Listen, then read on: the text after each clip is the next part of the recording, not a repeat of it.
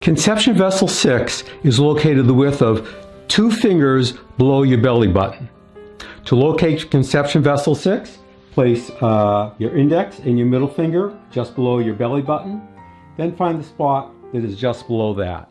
Press in to find a point that is sensitive, sore, tender, or painful. That is conception vessel 6. Activate this point by rubbing it 5 times quickly. Take a break for a count of 5 and repeat 4 more times. It might look like this.